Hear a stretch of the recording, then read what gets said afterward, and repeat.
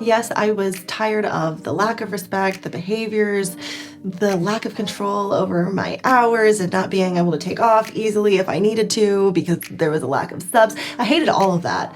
But mainly it was just this feeling that I had deep inside that was telling me, Paige, there's more out there for you. If you just step into it, step into who you are, you're meant to do more. Hey, I'm Paige. I quit teaching. Let's talk about it. So if you would have told me like 3-4 years ago that I would no longer be working in education and I would own my own business and just be doing my own thing, I would not have believed you. It's not because entrepreneurship is so out of character for me. I'm actually kind of like made for entrepreneurship, but really it's because I was so all in as a teacher. I mean, you want to talk about passion. You want to talk about just living and breathing education. And that was me. So here's a little background history. I went to school for elementary education, and my first year teaching was amazing. And after that first year, I knew that I wanted to be a leader. I wanted to do more, get more involved. So I went back to school to get my master's in educational leadership.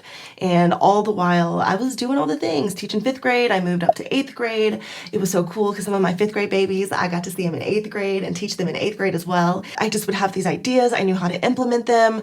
I was so creative and I could just create anything. I could app smash like crazy. Like I could take this app and create an amazing project and the kids were engaged. I did really, really cool things. So what made me quit? So COVID really shifted my mindset. I had time to be around the house. I was around my kids more, my husband more. I started a garden. I developed a love of baking. And I was like, this is real nice. And then when I had to go back to like real life, when school started back up, it was really hard to like give that up. And I remember driving to school thinking like, why am I doing this? Why am I leaving my kids to go hang out with someone else's kids? It just felt like a weird trade-off. So at this point, I'm working on my doctorate and I am teaching full-time 8th grade and just not feeling fulfilled. I'm getting so many new ideas for my doctoral program and I'm not really able to implement anything in the position that I was at. So I thought, you know what? Maybe it's not education. I just need to move on, go to a different district, get a leadership position. You know, that's what it is. That's what I'm missing. So I moved to a new school. I had a leadership position. I was in charge of the middle school. I was juggling a lot. I was getting my doctorate degree. I was teaching classes at the local university. I was in a new leadership position at a school that was quite toxic. I was commuting way farther than I had ever commuted before.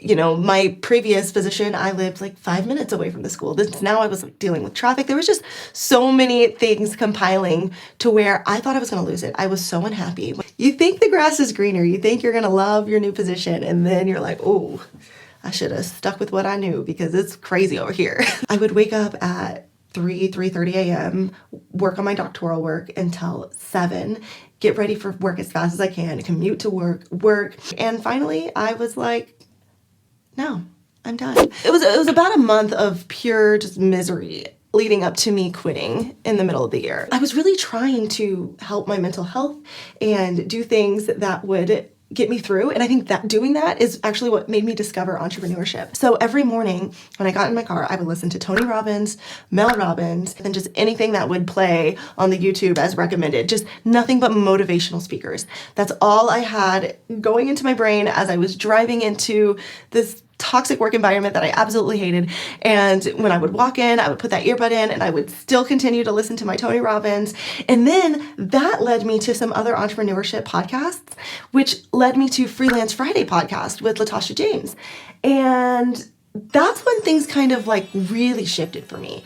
So I was still working at this new position, you know, going to school, getting my doctorate degree, but now I had the seed planted of like, there are ways that you can make your own money doing something that you're good at and people will pay you for it and I don't have to work in this terrible job. So like I just fixated on that. I was like, how can I freelance? How can I freelance? And that's really how my entrepreneurial journey began, was freelancing. I was already writing so much for my dissertation. I was so good at researching and doing all that. I was like, why not get paid to do this? So I got an Upwork profile. I researched the best ways to write proposals. I created my own portfolio of different things that I've written and I did different styles and I put in proposals to really top paying writing gigs.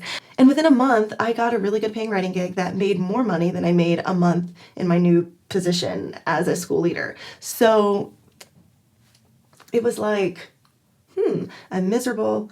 I know I can do this. I really believed that it wasn't a fluke. I knew that if I could get this contract, I could get another contract. And so I quit. I just quit. I could not take it any longer.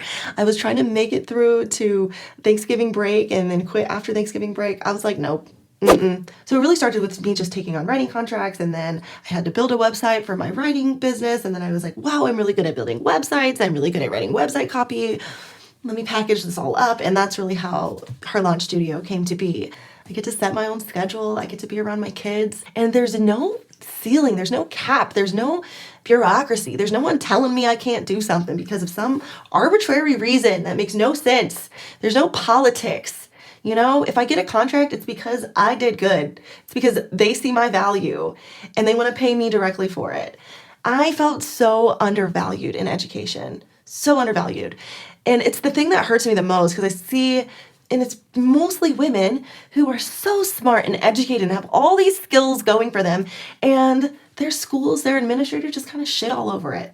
There's great districts, there's great principals who don't do that, but it almost feels like the better you are at your job, the more they walk all over you, the more they know that you're in it for the kids, that you're passionate, that you'll just kind of grin and bear it.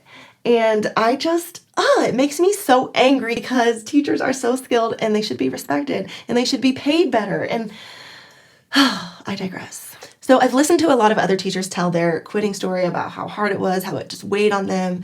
But honestly, it was the easiest decision I've ever made.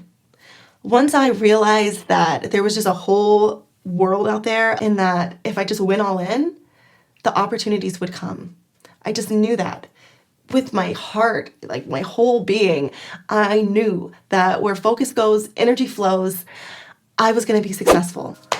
Now you know why I quit teaching. If you want a glimpse into what my life looks like now, you can watch this day in the life video right here.